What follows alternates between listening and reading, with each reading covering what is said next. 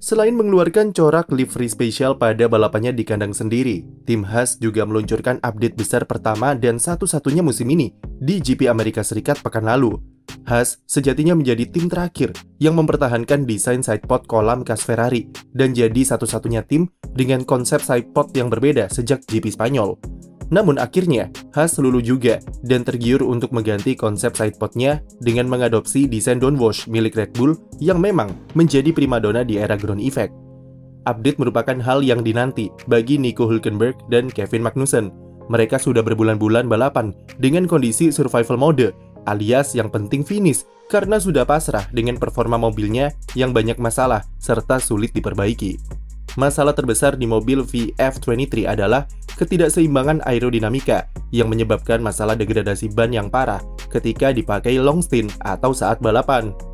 Masalah yang mirip-mirip dengan mobil Ferrari karena memang kedua tim ini saling berbagi informasi teknis serta model development mobil Haas yang membeli banyak komponen dari tim Maranello tersebut. Ferrari sendiri sudah mulai membaik sejak ganti sidepod ke model downwash di GP Spanyol. Dengan data yang dimiliki Ferrari itulah, kemudian Haas mulai mengembangkan mobil sidepod downwash ala-ala Red Bull di mobilnya dan resmi diluncurkan pertama kali pada GP Amerika Serikat. Dan bentuknya saja sudah sangat terlihat bagaimana Haas mencoba beralih dari sidepod yang melengkung ke dalam atau inwash di desain lama dan mengadopsi desain downwash yang mengarah ke bawah floor mobil. Aliran seperti ini diyakini bisa membuat airflow mengalir lebih konsisten di area bawah floor sampai ke area cook bottle di atas diffuser. Perubahan lain dari sidepod juga ada di bagian inlet yang juga mengadopsi desain dari Red Bull dengan bagian penampang bawahnya yang dibuat maju ke depan. Ini berguna supaya udara buangan dari inlet tidak bocor ke area undercut dan mengganggu aliran airflow yang mengarah ke bawah floor. Dan berbicara soal area undercut, Haas memiliki bentuk yang sama dengan Ferrari di update terbarunya. Haas dan Ferrari punya desain yang sama di area tersebut, maka tidak heran jika bentuk undercutnya tidak jauh berbeda. Lekukannya tidak se-ekstrim tim lain karena desain radiator dan side impact structure di sasis yang tidak bisa diubah.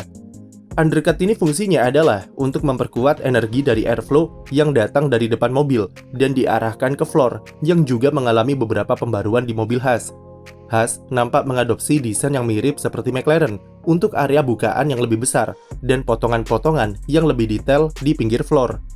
Sebelumnya, Haas tidak begitu mengembangkan area ini, dan development di update baru kemarin setidaknya menunjukkan kalau mereka juga membuat beberapa perubahan di area underfloor yang krusial dalam pembuatan downforce. Lalu yang menarik adalah, Haas bukan cuma mengadopsi desain downwash saja, tapi mereka juga adopsi model water slide atau air terjun seperti Alpine. Dengan rangkaian update di Austin, Haas berharap bisa membuat aliran airflow yang mengalir di samping mobilnya bisa bekerja secara harmonis dan konsisten untuk memperbaiki keseimbangan aerodinamika di mobilnya. Selain di bagian samping, Haas juga merombak pendinginan mobil mereka dengan lubang radiator exit yang ditempatkan di atas engine cover yang juga alami perubahan desain. Engine cover yang baru memiliki tujuan untuk memperkecil area di bagian belakang dan memberikan ruang yang lebih besar untuk aliran udara yang bisa lewat di sana.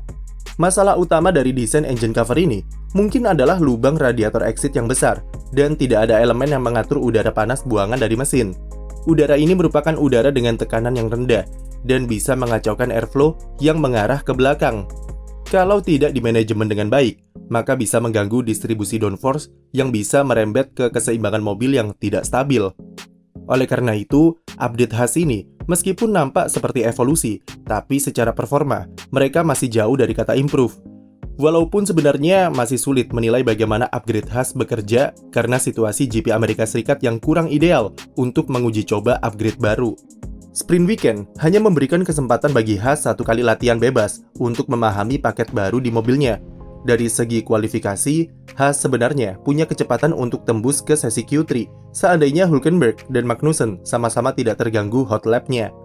Namun ketika sprint race, barulah ketahuan jika meskipun sudah lakukan upgrade ganti desain sidepod, itu tidak menghilangkan masalah degradasi ban dari mobilnya.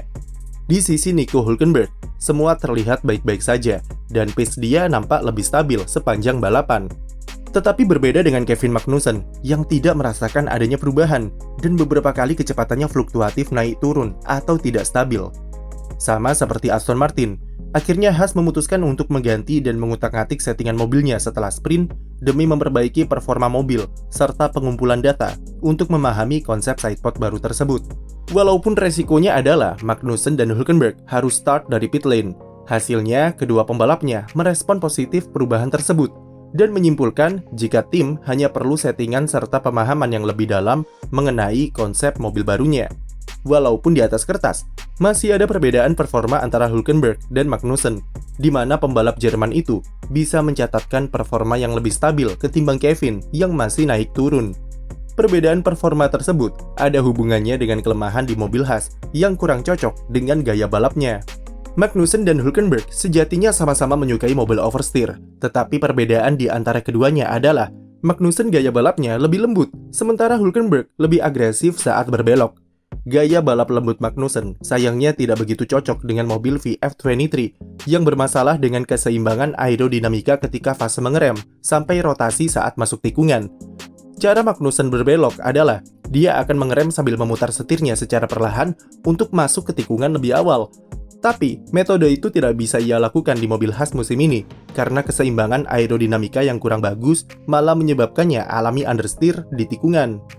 Kecepatannya jadi kurang maksimal dan memperparah degradasi ban. Sementara gaya balap Hülkenberg yang mengerem dan menikung dengan agresif memang membuatnya memiliki kecepatan yang lebih oke ketimbang Magnussen. Tetapi sisi negatifnya adalah masalah keseimbangan membuat perpindahan center of pressure di mobil Haas menjadi terlalu maju ke depan. Itu mengakibatkan mobil menjadi sensitif dan membuat ban belakang menjadi lebih tersiksa di tikungan dan berujung ke degradasi ban yang parah.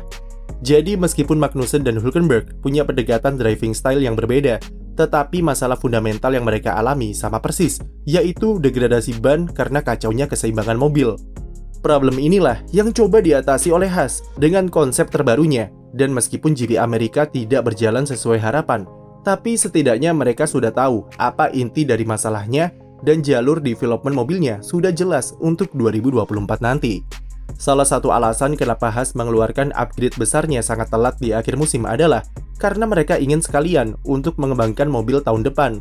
Mereka tahu jika masalah fundamental keseimbangan aero membutuhkan banyak perombakan di sana-sini untuk memperbaikinya. Jadi daripada menghabiskan anggaran dengan upgrade minor, lebih baik langsung kembangkan saja konsep baru yang bisa dicoba musim ini dan sekalian untuk 2024. Yang jelas, Haas harus memanfaatkan 4 balapan tersisa untuk mengumpulkan data demi meningkatkan pemahaman mereka terhadap konsep baru di mobilnya. Itu akan berguna dalam penentuan settingan apa yang pas dan apa saja yang perlu mereka kembangkan untuk menyempurnakan mobil 2024. Arahnya sudah jelas, tinggal eksekusinya saja yang perlu dipikirkan oleh Haas dan jadikan AlphaTauri sebagai patokan peningkatan performanya. AlphaTauri adalah rival utama Haas saat ini, karena di konstruktor keduanya cuma terpaut 2 poin, dan jika tim asal negeri Paman Sam ini tidak segera improve, maka mereka terancam lagi-lagi duduk di dasar klasemen pada akhir musim nanti. Sekian video dari kami, jangan lupa beri like dan subscribe untuk konten F1 lainnya.